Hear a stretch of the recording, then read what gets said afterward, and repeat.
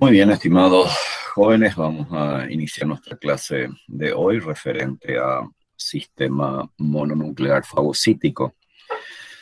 Este sistema incluye a un conjunto de células mononucleares, como su nombre lo indica aquí. ¿eh? Tiene función fagocítica y del por qué tiene esta denominación, porque está integrado por varias células que básicamente tienen la misma función. Y vamos a observar o analizar cómo y dónde se produce, cómo se distribuye, cuáles son sus funciones y cuáles son los mecanismos por el cual esta célula se activan y realizan sus funciones. Para poder entender este sistema mononuclear fagocítico, es importante un poco recordar eh, el aparato linfoide, y ustedes lo han analizado con la doctora, eh, los diferentes órganos que conforman el aparato linfoide. Entonces, y lo clasifican en órganos linfoides primarios y órganos linfoides secundarios. Y siendo los órganos linfoides primarios, fíjese ahí cuando decimos órganos linfoides, eso me indica que esos órganos tienen como por función formar las células linfoides. Entonces, cuando hablamos de órganos linfoides primarios en los mamíferos, estamos hablando de la médula ósea, del timo, y en las aves, la famosa bolsa de Fabricio. Ustedes saben que la médula ósea se encuentra después del nacimiento, localizado en el tejido óseo, sobre todo en el canal medular y en las trabéculas de los huesos esponjosos, en la epífisis, en los huesos cortos y también en los huesos planos. En dicho sitio, entonces se produce el fenómeno de la hemocitopoiesis, que es la formación de las células sanguíneas, y dentro de ese proceso de la hemocitopoiesis se forman las células de la serie mononucleares linfoides, o los famosos linfocitos. Estos linfocitos que se forman en la médula ósea se consideran que son linfocitos vírgenes no inmunocompetentes, es decir, que debe ser madurado para llevar a cabo sus funciones. Y estas células linfoideas entonces abandonan la médula ósea y puede colonizar el timo y o otra estructura como vaso, ganglios linfáticos principalmente. Y aquellos linfocitos que se dirigen al timo, en dicho lugar se produce el fenómeno de la proliferación de los linfocitos T. Esos linfocitos T comienzan a madurar y son sometidos a un proceso estricto de selección, de tal manera que solamente se libere del timo los linfocitos inmunocompetentes, es decir, capaz de defender al organismo de la invasión de determinados antígenos. Y esos linfocitos inmunocompetentes deben ser capaces de reconocer antígenos extraños al organismo. Recuerden que antígenos son macromoléculas, por lo general, lógicamente, proteica o cadena polipeptídica, que son capaces de generar una reacción antigénica o una reacción inmunológica. Como por ejemplo, si ingresa un virus o una bacteria, que son microorganismos potencialmente patógenos, entonces estas células inmunocompetentes deben ser capaces a través de su membrana de reconocer a estos cuerpos extraños que ingresan en el organismo. ¿Ok? Pero también, fíjese, los linfocitos deben también reconocer a la célula o a la estructura propia de nuestro tejido y de nuestros órganos. Si ustedes, por ejemplo, se plantean cómo es que los linfocitos no atacan a las células normales de nuestro organismo en condiciones normales, sencillamente porque durante su proceso de maduración y selección comienzan ellos a presentar una proteína receptora en su membrana, esa proteína, entonces, que se denomina complejo CD4, complejo CD8, y los receptores de histocompatibilidad, es decir, que permite a esta célula reconocer a aquellas estructuras que son propias de nuestro organismo y por lo tanto no reaccionan contra, en condiciones normales, contra la célula que conforma el organismo. En determinadas circunstancias, si hay un error en ese proceso de selección y maduración, entonces los linfocitos potencialmente pueden ser dañinos y atacar al sistema orgánico. Miren la importancia de este fenómeno. En algunas patologías, probablemente ustedes escucharán, por ejemplo, el famoso lupus, el pénfigo, y esas enfermedades se clasifican como enfermedades de tipo autoinmune. ¿Qué significa eso? Enfermedades de tipo autoinmune. Significa que alguna célula del sistema inmune ataca a otra célula que conforma determinados tejidos y órganos. Vaya, qué increíble esto, ¿no? La propia célula de nuestro sistema inmune ataca a determinada célula de algún tejido y de algún órgano en particular.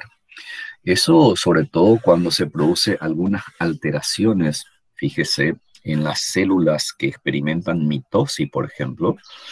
Si las células hijas, por ejemplo, tienen en su membrana algunas proteínas anómalas, productos quizás de una alteración genética que se traduzca lógicamente en una síntesis de proteína anómala y que se encuentra en la membrana plasmática de dicha célula, si los linfocitos no lo reconocen o reconoce a esa proteína como una estructura anormal, entonces los linfocitos lo atacan y lo destruyen. Y esa es la base principal del de las famosas enfermedades de tipo autoinmune. La artritis reumatoidea, por ejemplo, en el humano, tiene mucho que ver también con este sistema. Y si bien en los caninos también se describen una artritis reumatoidea, las casuísticas son relativamente bajas, por fortuna, y lógicamente son enfermedades de tipo autoinmune en donde el propio sistema inmune entonces ataca determinada estructura o determinados tejidos. Entonces, miren, volviendo un poco a la introducción, tenemos entonces órganos linfoides primarios, mencionamos las médulas óseas, que da origen a los linfocitos T, que dijimos que no son inmunocompetentes aún. Esos linfocitos T abandonan la médula ósea, colonizan el timo, allí proliferan, ¿sí? Da origen a los linfocitos T, a partir de ahí da origen a los linfocitos T. Esos linfocitos T, por lo tanto, son sometidos a un proceso, lógicamente, de proliferación, de maduración y de una estricta selección, de tal manera que solamente los linfocitos inmunocompetentes, capaces de reconocer a antígeno extraño y a autoantígeno o antígeno propio de nuestro organismo, entonces puedan ser liberados los linfocitos T.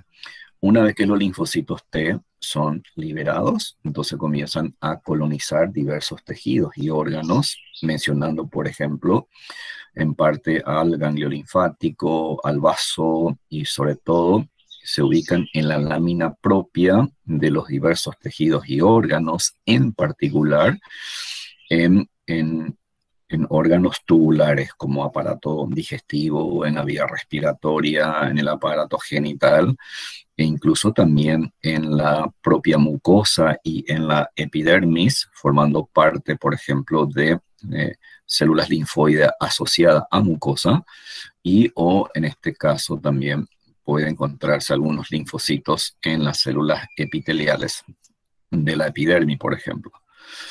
En cuanto a los linfocitos T, ustedes ya saben que tenemos los linfocitos T citotóxicos, no naturalmente asesina, tenemos los linfocitos TH, que se denomina linfocitos helper.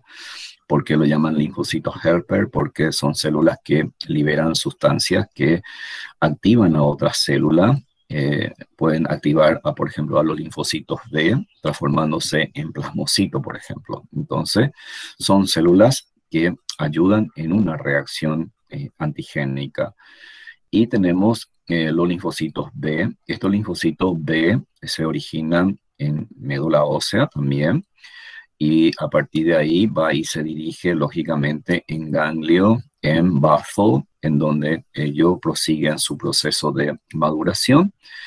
Y en el caso de las aves, los linfocitos B se originan en la bolsa de Fabricio. Muy bien, simplemente a manera de mencionar los órganos que conforman el aparato linfoide, entonces mencionamos, ¿verdad?, a la médula ósea, porque ahí se producen los precursores de las células, tanto de los linfocitos T y B. Luego mencionamos al timo, luego está la bolsa de Fabricio en las aves, luego tenemos al bazo, al ganglio linfático, y luego hay una serie de estructuras que forman un conglomerado de células linfoides que se llama folículos linfoides, que se encuentran sobre todo formando una especie de nódulos, y lo encontramos en los propios ganglios linfáticos, también lo encontramos en el vaso, lo encontramos en la lámina propia de los órganos tubulares, sobre todo en el aparato digestivo y en las vías respiratorias. Y también ahí, sobre todo, mencionamos la famosa placa de Peyer. Es un poco a manera de un contexto general, de un poco de recordatorio de los órganos que conforman el aparato linfoide, porque para hablar del sistema mononuclear fagocítico tenemos que tener un poco claro los órganos del aparato linfoide. Y hoy solamente vamos a hacer mención a este sistema mononuclear fagocítico y podemos decir en un principio que de manera general este sistema mononuclear está integrado por unas células denominadas monocitos circulantes, macrófagos tisulares y células dendríticas. ¿Okay? Forma parte del sistema inmune. Pareciera ser bastante simple, ¿no? Monocitos circulantes, macrófagos tisulares y células dendríticas. Los monocitos circulantes son las células sanguíneas. Vamos a hablar enseguida. Vamos a mencionar algunos aspectos interesantes sobre el sistema mononuclear fagocítico. Ahora, desde el punto de vista funcional, este sistema forma parte de nuestro sistema inmune, es decir, forma parte del mecanismo de defensa del organismo animal o humano. Y este sistema entonces está integrado por monocitos sanguíneos, por los macrófagos que acabamos de mencionar en este apartado, y por unas células especializadas llamadas células dendríticas. Ahora, desde el punto de vista funcional, entonces, este sistema mononuclear se caracteriza porque la célula tiene una gran capacidad fagocítica. ¿Cuál de estas células tiene capacidad fagocítica? Los monocitos, los macrófagos y las células dendríticas. Indudablemente, nosotros ya habíamos estudiado en tejido sanguíneo, los neutrófilos y los macrófagos son células especializadas en el proceso de la fagocitosis. Entonces, dentro de este sistema mononuclear, los macrófagos cumplen un rol fundamental en el proceso de la fagocitosis. Y fíjese, la otra función es la presentación de antígenos. En cuanto a la presentación de antígeno, ¿cuál es la implicancia que tiene este fenómeno? Y aquí hay una célula muy especializada y que actúan como células presentadoras de antígeno en primer lugar. Pero también, señores, los macrófagos tisulares, siempre y cuando sean activados adecuadamente, puede experimentar algunas metamorfosis y también puede captar los antígenos y desplazarse de ese sitio al tejido linfoide cercano, llámese folículos, llámese nódulos linfáticos, ¿sí? Ganglio linfático, en donde estos macrófagos también pueden actuar como células presentadoras de antígeno. Ahora, ¿qué entendemos por células presentadoras de antígeno? Entonces, en primer término, yo debería de pensar qué son los antígenos. Entonces dijimos que los antígenos son moléculas de alto peso molecular capaz de generar una reacción inmunológica. Entonces tenemos los antígenos extraños al organismo y lógicamente tenemos también autoantígenos o antígenos propios de nuestro organismo. Ahora, hagamos alusión a los antígenos extraños. Y voy a dar un ejemplo práctico. Una práctica común que se hace en la medicina veterinaria es establecer una medida profiláctica, la utilización de vacunas. Cuando nosotros aplicamos la vacuna a una mascota o a los grandes animales, ¿qué estamos aplicando? Es un producto biológico. Ahora, ¿qué contiene ese producto biológico? Tiene determinadas partículas que forman parte de ese agente que induce determinadas patologías, llámese, por ejemplo, antígenos bacterianos o antígenos virales. Cuando leemos, por ejemplo, las vacunas, por ejemplo, dice herpes virus, adenovirus, ¿sí? Rotavirus, coronavirus, que te está indicando que en ese producto ustedes están teniendo antígenos virales modificados. Antígenos virales modificados. Ok, que lógicamente contiene moléculas proteicas. Y si de repente vamos a grandes animales, por ejemplo, las vacunas contra la clostridiosis, la vacuna contra la leptospirosis, por dar ejemplos prácticos para que esto sea más entendible. Entonces, si yo administro la vacuna a estos animales, estoy aplicando antígenos bacterianos modificados. Ok, ¿dónde aplico? Por lo general aplicamos en el tejido subcutáneo. Ok, algunas vacunas, de caso excepcional, se aplican, por ejemplo, vía intramuscular, como la fiebre aftosa, porque tiene un vehículo bastante irritante y genera mucho problema, sobre todo a nivel de la piel. Entonces, se utiliza la vía intramuscular. Ahora bien, muy bien, aplicamos esa vacuna y la vacuna hoy ya sabemos que es un producto biológico, entonces que tienen antígenos, ya sea de origen viral, de origen bacteriano, modificado, ¿sí? Para evitar, lógicamente, que produzca o desarrolle la enfermedad dentro del organismo. Ahora, una vez aplicado ese antígeno, ¿qué pasa con esos antígenos? ¿Qué creen ustedes que va a ocurrir aquí? Entonces, ¿y por qué nos detenemos aquí en este capítulo? Porque es muy importante tener bien presente que estas células, que son células que tienen una gran capacidad de captar antígeno y de transportar antígeno, y las células dendríticas, por sus prolongaciones citoplasmáticas dendritiforme, entonces tienen en su superficie de membrana receptores capaces de, lógicamente, identificar a ese antígeno extraño y una vez identificado a ese antígeno extraño, vía ese receptor, ese antígeno, lógicamente se acopla a la membrana, incluso lo puede incorporar en parte de su citoplasma.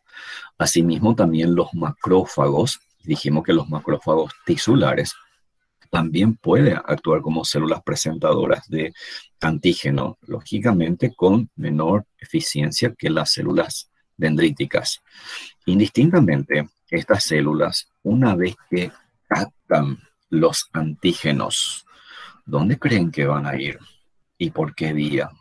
¿Ok? Porque yo lo apliqué vía subcutánea, lo apliqué por vía intramuscular.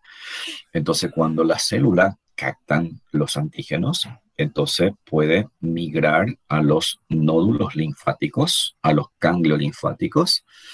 Antes de olvidarme, miren, por ejemplo, en las aves. En las aves, por ejemplo, las vacunas, algunas vacunas se administran en la conjuntiva, en las narinas, o se le da de tomar.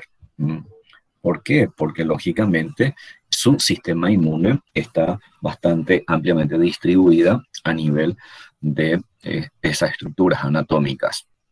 Entonces, cuando comenzamos a analizar esto, entonces una vez que ocurra la presentación de antígeno, lógicamente, dependiendo del sitio y de la vía utilizada, entonces finalmente van a acceder a alguna estructura orgánica en donde existan células linfoideas y en especial los linfocitos B.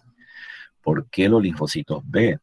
Porque cuando se produce la presentación antigénica, esos linfocitos B reconoce, entra en contacto, siempre mediada por membrana, y se activan y se convierten en plasmócitos, y ahí se produce entonces la formación de anticuerpo específico contra ese antígeno administrado, sea viral o bacteriano. Entonces ahí nosotros decimos, bueno, yo le aplico una vacuna a mi paciente para prevenir la enfermedad porque estoy induciendo la formación de unas proteínas protectoras que se llama inmunoglobulina, y las inmunoglobulinas son sintetizados por los linfocitos B activados y transformados en plasmocitos. ¿Ok? Entonces, de esa manera, hablamos, fíjese, analizamos la importancia de la presentación de antígeno. Miren, de este capítulo indudablemente ustedes van a hablar mucho mejor en otra asignatura, pero nosotros más o menos la idea es de darle una pequeña base de cómo funciona y cuál es la importancia que tienen estas células presentadoras de antígeno.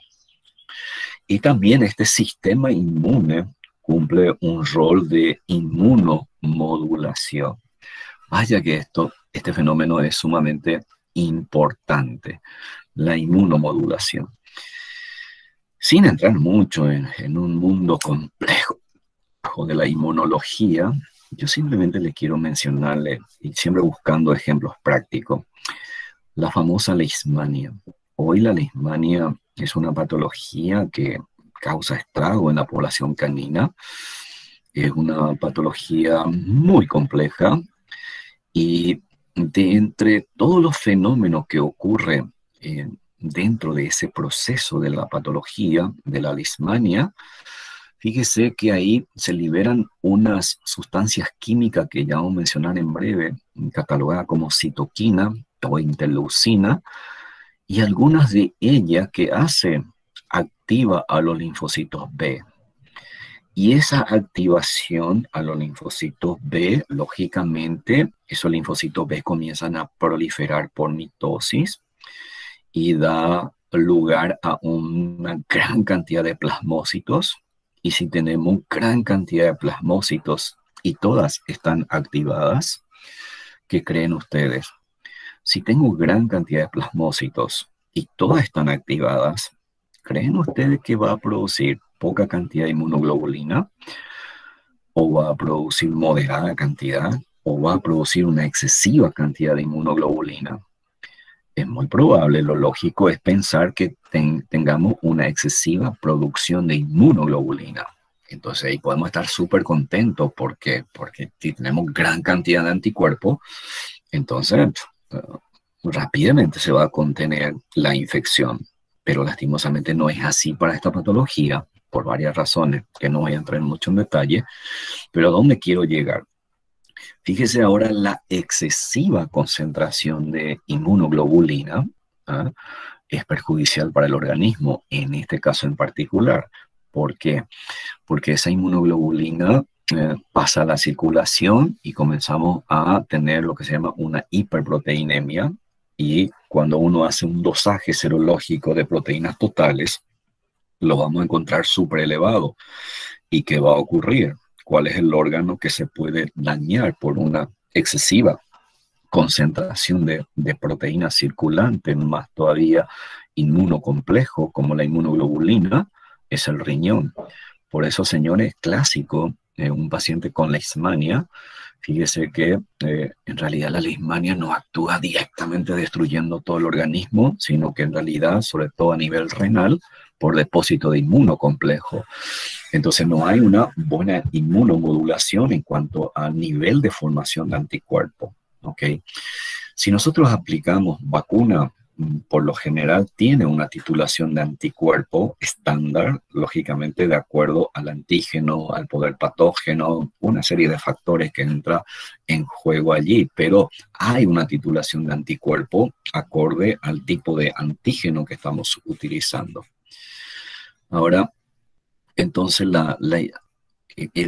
el organismo tiene un mecanismo para evitar una excesiva reacción inmunológica o inmunogénica y que eso dé resultado a una producción excesiva de anticuerpos, porque en algunas patologías eso es bastante perjudicial. Entonces, este sistema inmune favorece la inmunomodulación, pero ¿cómo? Mediante la liberación de mediadores bioquímicos del proceso inmunológico, que son generalmente citoquinas que vamos a ir mencionando ya en breve. Ahora bien, dijimos que este sistema mononuclear está integrado por los monocitos, por los macrófagos y por las células dendríticas. ¿Ok? Los monocitos, cuando estudiamos tejido sanguíneo, entonces lo clasificamos como leucocitos mononucleares o agranulocíticos. ¿Qué decir eso? Que en su citoplasma no tenemos gránulos, a diferencia de los neutrófilos, eosinófilos y basófilos. O sea, detectable porque por microscopía electrónica realmente contiene pequeños gránulos, pero por microscopía electrónica óptica, entonces no se detecta la presencia de dichos gránulos. Ahora, estos monocitos, ¿dónde se originan? ¿Dónde se forman? Aquí, en la médula ósea. Entonces, los monocitos se originan a partir de colonias formadoras de células monocitarias agranulares. A partir de allí, cuando esas células se forman, y ahí hay lógicamente, varios procesos o fases de la formación de los monocitos.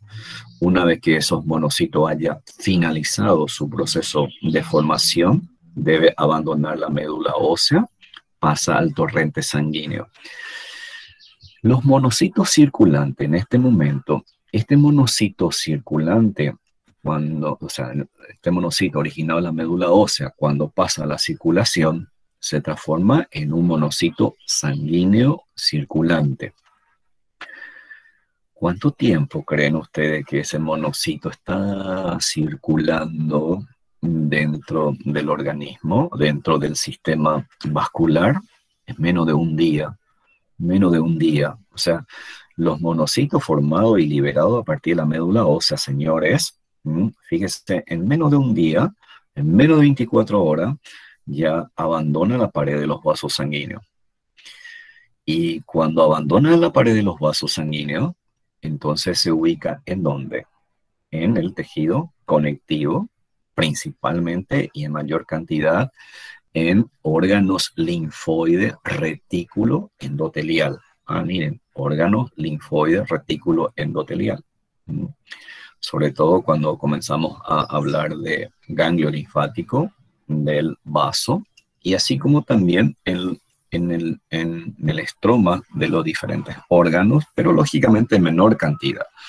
Destacamos que esta célula también puede encontrarse en en un número importante o de manera significativa en la lámina propia de los órganos tubulares, porque en dicho sitio el organismo entra en contacto con el medio ambiente y de hecho se expone a mayor número de antígenos. Estos monocitos se caracterizan porque en su membrana tiene expresado un antígeno denominado CD14, ¿verdad? Este antígeno entonces le permite identificar entonces a antígeno extraño de tal manera a reaccionar de una manera adecuada. Ok, simplemente las características morfológicas del núcleo que ya vieron en el tejido sanguíneo. Ahora, muy bien, cuando estos monocitos abandonan entonces la circulación, se ubica en el tejido conectivo y lo denominamos histiocito tisular o macrófago tisular o macrófago intersticial. Fíjese, a partir de ahí, entonces, ese monocito que se localiza en el tejido conectivo experimenta una metamorfosis. ¿Y por qué se produce la metamorfosis? Porque en ese sitio, en ese medio interno, lógicamente hay un medio apropiado, hay sustancias que actúan sobre los monocitos, activándolos y convirtiéndose de esta manera en macrófagos. Estos macrófagos, a diferencia de los monocitos, aumentan de tamaño y al aumentar de tamaño, aumenta el número de sus organoides y sobre todo menciono la importancia de los organoides lisosomales porque tiene mayor cantidad de lisosoma. Quiere decir que tiene una gran capacidad fagocítica y una gran capacidad destructiva, mucho mayor que los monocitos.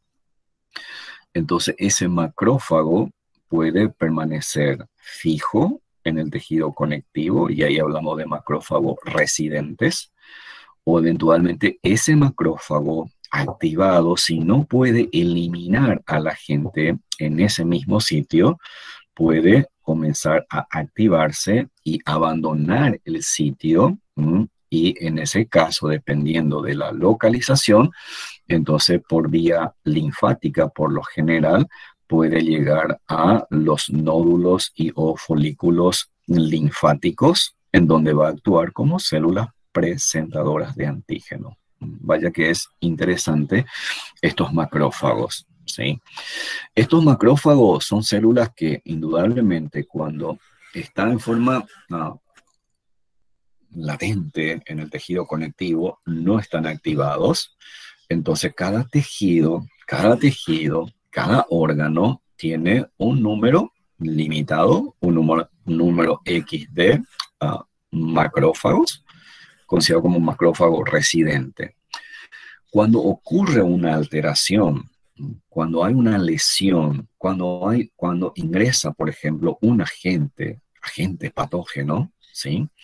Y desencadene, por ejemplo, una alteración estructural, señores, ahí el organismo va a reaccionar generando un fenómeno llamado inflamación. Durante este proceso participan varias células y se liberan lo que se llaman mediadores bioquímicos de la inflamación, varias citoquinas, y esa citoquina entonces pueden activar a los macrófagos, sobre todo una que se llama interferón. Entonces miren aquí en esta figura, esto es un macrófago, fíjense aquí donde se representa a las bacterias que está invadiendo y cómo los macrófagos, entonces una vez activado, tiene la capacidad también de reconocer a estos antígenos y lo va a atacar. Entonces, ahora bien, ¿y estos macrófagos en dónde están? Podemos generalizar diciendo que se encuentra sobre todo en la mayoría de los casos en el tejido intersticial, pero tiene una denominación y una morfología, fíjese, tiene una denominación y una morfología de importancia dependiendo un poco del órgano en que se encuentra. Entonces ahí tenemos, por ejemplo, los macrófagos que están localizados en a las cavidades alveolares, lo vamos a designar macrófago alveolar. Esto cuando desarrollen aparato respiratorio, ustedes van a ver la estructura histológica de los alveolos. Ustedes ahí van a encontrar una célula que se llama neumocito tipo 1 y tipo 2. Y tenemos también los macrófagos alveolares. Wow, si ustedes ahora comienzan a pensar, pero ¿qué importancia tienen los macrófagos a nivel pulmonar? Fíjese, el aire que nosotros inhalamos, no siempre el aire inhalado es un aire estéril. Generalmente tiene microorganismos que contamina. Entonces, cuando inhalamos el aire, ya que tenga partículas y o bacterias y otro agente, entonces los macrófagos alveolares juega un rol importante para el proceso de la fagocitosis, para el proceso de la destrucción, y si no, entonces también puede actuar como células presentadoras de antígeno. Vaya detalle tan interesante. Estos macrófagos en el hígado se los conoce como célula de Kupffer. Y la célula de Kupffer se encuentra prácticamente a nivel de la pared de la sinusoide, que son capilares sanguíneos que se encuentran en el hígado. Vaya que el hígado es un órgano que tiene muy buena irrigación. Y por lo tanto, como es un órgano tremendamente irrigado, y hay otro detalle de que, por ejemplo, la famosa vena porta el año que viene en aparato circulatorio, la vena porta tiene sus raíces que se originan del estómago, de los preestómagos, intestino delgado, intestino grueso, y de ahí vas al hígado. Quiere decir que eventualmente determinado tipo de agente de microorganismo puede acceder por vía tubo digestivo, vena porta al hígado. Y sobre todo, ahí hay otra particularidad. Las sinusoides, que son los capilares sanguíneos, tienen un trayecto muy tortuoso de una manera irregular. Y los glóbulos rojos viejos, por lo general, se pueden hemolizar. Entonces, la célula de Kupffer, que es lo que hace, es un macrófago. Entonces, ¿cuál es su función? Fagocitosis.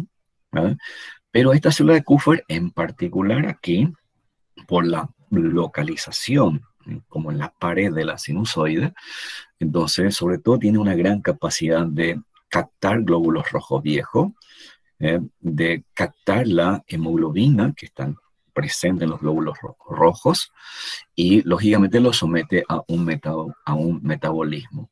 De ahí que de repente en esta célula de Kupffer nosotros podemos encontrar unos pigmentos que se llama hemosiderina, y puede actuar también como depósito de hierro, como la ferritina, que eso en fisiología el próximo año lo van a ver.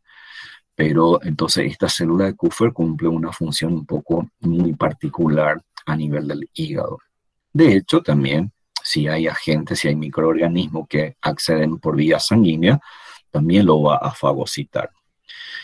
La otra célula que forma parte del sistema mononuclear fagocítico, señores, son los osteoclastos, tejido óseo. El hueso tiene varias células. ¿Se acuerdan? La célula osteoprogenitora, que son las células madre. Luego tienen los osteoblastos y tienen los osteoclastos. Ahora, los osteoclastos son células, señores, que se originan a partir de las células mononucleares precursoras de la médula ósea. Recuerden eso. Los osteoclastos no se originan de las células osteoprogenitoras, no, de las células mononucleares formadas a partir de la médula ósea. Esas células mononucleares, una vez que fueron formadas en la médula ósea, toma vía sanguínea y por vía sanguínea coloniza el hueso, y una vez que coloniza el hueso, esas células se transforman en osteoclastos. Y estas células son células, a diferencia de las dos anteriores, son células gigantes, son células grandes, son células multinucleadas. Y esta célula a este nivel en el hueso, su principal función es la de digerir el hueso, la matriz osteoidea, es importante para la remodelación del hueso y lógicamente es muy importante en los procesos de reparación también del hueso. Entonces los osteoclastos cumplen una función bastante importante en este sentido. Ahí libera la famosa anhidrasa carbónica, hace que el pH del hueso sea ácida en ese sitio, desmineraliza el hueso y de esa manera entonces comienza a fagocitar. Pero de hecho también mencionamos aquí por su alta capacidad fagocítica. Fíjese, nada más y nada menos tiene la capacidad de desmineralizar el hueso y de fagocitar la matriz osteoidea. Hay otra célula que se encuentra en la piel a nivel de las células epiteliales y se llama célula de Langerhans. Estas células son células que actúan primariamente como células presentadoras de antígenos. Entonces, imagínense la importancia de esta célula entre las células epiteliales de la piel, porque si entra en contacto con algún microorganismo que amerite ser presentada al sistema celular inmune, entonces esta célula lo capta, esta célula comienza a migrar de ese sitio y lógicamente se va a dirigir ya sea a los folículos o a los nódulos linfáticos para que pueda presentar a los antígenos en dicha estructura. En el sistema nervioso central, los macrófagos, fíjense, los macrófagos, los monocitos, pero los monocitos que por vía sanguínea accedieron al sistema nervioso durante el desarrollo embrionario fetal. Entonces, esas células son células pequeñas, en realidad mucho más pequeñas que las mencionadas, pero tienen una particularidad tal que estas células presentan prolongaciones dendríticas. Dendrítica, tejido nervioso. ¿Se acuerdan de la microglia? Estas células se originan también, al igual que el osteoclasto, de las células mononucleares precursoras de la médula ósea. Pero en dicho sitio, por el medio interno, por el tipo de sustancia presente en ese medio interno del sistema nervioso central, esta célula comienza a diferenciarse en células gliales. Pero por fortuna, esta célula no pierde su capacidad fagocítica. Entonces, esta célula en el sistema nervioso cumple una función fagocítica. También tenemos los histiocitos o macrófagos, histiocítica o tisulares, en la pleura y en el peritoneo. Lo podemos denominar macrófago pleural o histiocito pleural y peritoneal. Así como tenemos histiocito en gran número en el bazo y en los ganglios linfáticos. Señores, el bazo tiene una gran cantidad de histiocito y también los ganglios linfáticos, pero en primer lugar el bazo tiene una gran cantidad. Y aquí en el bazo, esta célula histiocítica en algo se le parece a la célula de Kupffer. ¿Saben por qué? Porque también se encuentran en la pared de la sinusoide y tiene también una gran capacidad de fagocitar. Por lo tanto, la célula, los glóbulos rojos viejos, tiene una gran capacidad de metabolizar la hemoglobina, tiene una gran capacidad de formar unos pigmentos que se llama hemosiderina. Y de hecho, así como la célula de Kupffer y estos histiocitos sinusales del vaso, entonces también sirve como depósito de hierro para el organismo.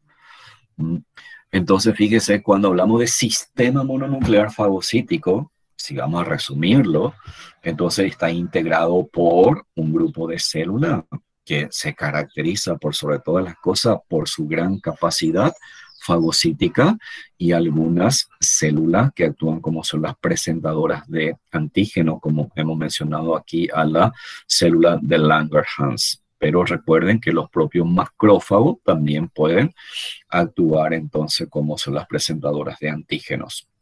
Y lógicamente, en cuanto a su actividad, siempre y cuando que esos macrófagos que se encuentran en un tejido que se llama macrófago residente no estén activados, esos macrófagos están como células de centinela, está cuidando ese tejido, ese territorio.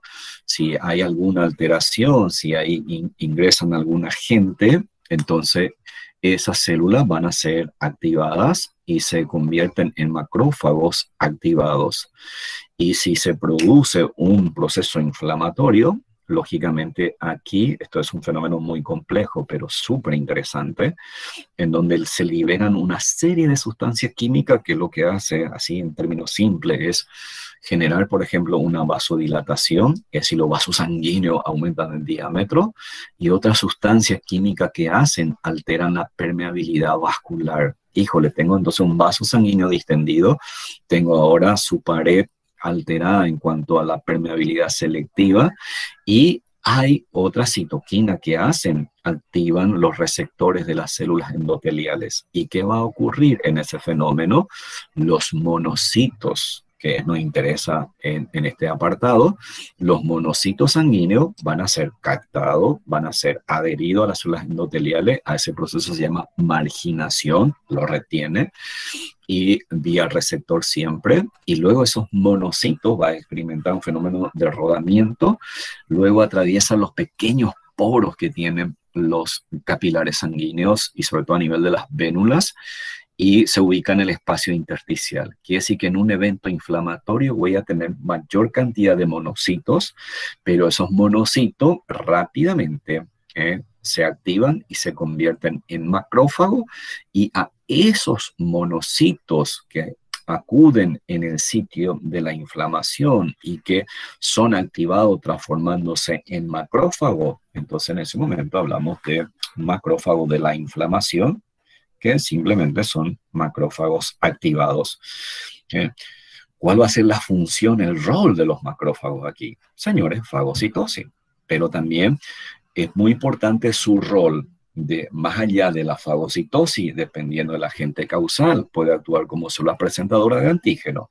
Y vamos a ver que los macrófagos liberan una citoquina, que es lo que hace, modula el mecanismo de defensa.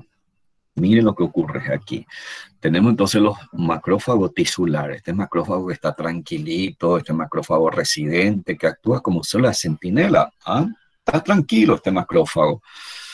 Supongamos que ocurrió una alteración, hay un agente patógeno de por medio, y ahí, por ejemplo, hay una célula que casi siempre actúa con los macrófagos, que son, fíjese, los linfocitos T o NK, naturalmente asesina. Estas células comienzan a activarse ante la presencia de algún antígeno y como que dice, che, vamos a comenzar a trabajar porque aquí las cosas se están complicando, tenemos una visita extraña y fíjese los linfocitos que hace, libera una sustancia química que se llama interferón. Esta sustancia, el famoso interferón, ¿qué es lo que hace? Esta sustancia dice, macrófago, comencemos a trabajar. Y este macrófago, en respuesta a este interferón, o cuando hay, por ejemplo, liberación de endotoxina, en la propia fibronectina, que es la proteína adhesiva que se encuentra en el espacio intersticial, y diversas sustancias químicas que son capaces de activar a este macrófago. Entonces, este macrófago residente, una vez activado por interferones, liberada por los linfocitos y o por otra sustancia, entonces se convierte en un macrófago activado. Miren un poco la metamorfosis, la prolongación citoplasmática que tiene. Y este macrófago activado, lógicamente, reacciona, va a comenzar a cumplir su función. Y este macrófago puede favorecer, por ejemplo, el aumento de tejido fibroso. ¿Pero cómo? Entonces ahí tengo que tener mi base de conocimiento de tejido conectivo. ¿Se acuerdan de los fibroblastos? Y los fibroblastos eran la célula fija más importante del tejido conectivo, que tenía la capacidad de sintetizar tropocolágeno y que ese tropocolágeno fuera de la célula se polimerizaba y lógicamente forma las fibras colágena. Entonces, ¿qué puede ocurrir? Si tengo gran cantidad de macrófago activado y el proceso dura mucho tiempo, es un detalle importante. Si el proceso dura mucho tiempo, este macrófago libera la determinada sustancia que se llaman y se agrupan bajo la denominación de factores de crecimiento involucrado en la proliferación de fibroblastos. Y aquí ustedes tienen los factores de proliferación de fibroblastos. Este macrófago libera esta sustancia. Y mire qué interesante es. Che, los linfocitos despiertan a los macrófagos tisular. Los macrófagos tisular se convierten en macrófagos activos. Los macrófagos activos, dependiendo de la necesidad, puede liberar esta sustancia. ¿Y qué va a hacer? Va a activarle a los fibroblastos, que también está quietito en el tejido conectivo. ¿Y cuál va a ser el resultado? La proliferación de fibroblastos. Los fibroblastos recontentos, entonces comienzan a sintetizar mayor cantidad de tropocolágeno, y ese tropocolágeno se polimeriza fuera de la célula y te forma fibras colágenas. Miren si alguna vez alguien vio un acceso, un ejemplo práctico y simple. Por ejemplo, si yo aplico una vacuna antiaftosa, se me contaminó la aguja, apliqué mal la vacuna, ¿ok? Se forma un abultamiento en la zona de inoculación, y luego de 10 días más o menos, de repente soy curioso y con una jeringa realizo un aspirado o realizo una incisión incluso. Entonces hay una gran cantidad de pus que sale de esa bolsa, pero si observo detenidamente voy a ver que en realidad esa bolsa está rodeada por una cápsula. ¿Y qué es la cápsula? Es fibra colágena. ¿Y cómo se formó la fibra colágena ahí? Por proliferación de fibroblastos. Mire, ¿y quién le tuvo que haber activado a los fibroblastos? Los macrófagos. Vaya, entonces, fantástico. Y también los macrófagos activados, fíjese, en ese proceso inflamatorio, dependiendo siempre, lógicamente, del agente patógeno, del grado de alteración, etcétera, libera sustancias que favorecen la proliferación de vasos sanguíneos. Lógicamente es sumamente importante la proliferación de vasos sanguíneos. ¿Por qué? Porque a través de los vasos sanguíneos ingresa, lógicamente, la sustancia nutritiva, sobre todo oxígeno para el metabolismo y los sustratos nutritivos, y también puede acudir más células del mecanismo de defensa, más inmunoglobulina. Entonces, fíjese el rol que tienen los macrófagos activados, señores, fundamental. Y también otra sustancia que específicamente favorece el depósito de colágeno en el sitio donde hay esta proliferación. Estos macrófagos activados también pueden tener la capacidad de fagocitar, por ejemplo, tejido dañado, de radicales así oxidativas, tiene la capacidad de liberar metaloproteasa, que actúa sobre todo contra determinadas bacterias, factores de coagulación y metabolitos de aminoácidos y de óxido nitroso. Entonces los macrófagos activados cumplen un rol bastante importante. Ya sabemos, creo que lo tenemos bien claro, que los macrófagos tienen una gran capacidad fagocítica, siempre lo realiza mediado por receptores que está presente en su membrana plasmática, y que simplemente eso implica la invaginación y la evaginación como una especie de pseudópodo, lo engloba. Una vez englobado, se recuerdan cuando hablamos de citología, las partículas incorporadas del medio externo hacia el interior se convierten en fagosoma, y ese fagosoma va a ser atacada por las enzimas lisosomales, generándose entonces un fenómeno de la digestión intracelular. Bueno, indudablemente es un proceso de endocitosis. Las células dendríticas, pasemos a analizar las células dendríticas. Las células dendríticas se considera como un macrófago inmaduro o como células mononucleares, pero también se destaca que son células que derivan de células mononucleares de la médula ósea, que dependiendo de la localización experimenta una metamorfosis tal que presentan varias prolongaciones citoplasmáticas como si fuera una célula nerviosa, Entonces aquí hablamos de estas prolongaciones citoplasmáticas que son, de ahí la denominación de células dendríticas, porque se le parece, por ejemplo, a las neuronas con prolongaciones dendritiformes, y a través de estas prolongaciones citoplasmáticas en su membrana, lógicamente presentan las proteínas receptoras para los antígenos. A través de estas proteínas receptoras tiene la capacidad de captar los antígenos. Y lógicamente se encuentra distribuido en varios sitios del organismo, pero en particular en aquellos sitios donde se encuentra en contacto con el medio ambiente, por la sencilla razón de que en esos sitios el organismo va a entrar con mayor frecuencia en contacto con antígenos extraños. Entonces ahí tenemos, por ejemplo, los interdigitantes, las intersticiales, una especie de plasmocitoides y, lógicamente, aquellos que se encuentran en los folículos. Hablamos de células dendríticas foliculares. Cuando ustedes estudiaron timo, sobre todo en el timo se encuentra gran cantidad de células dendríticas. En el vaso también encontramos células dendríticas, así como también en los nódulos linfáticos, y sobre todo en los nódulos linfáticos pueden acceder las células dendríticas provenientes de la piel, de la mucosa, ¿verdad? Que están trayendo justamente los antígenos que van a ser lógicamente presentados a las células linfoides en dicha estructura. Entonces, fíjese aquí la presentación de antígeno. Tenemos los famosos linfocitos T. Aquí está el antígeno.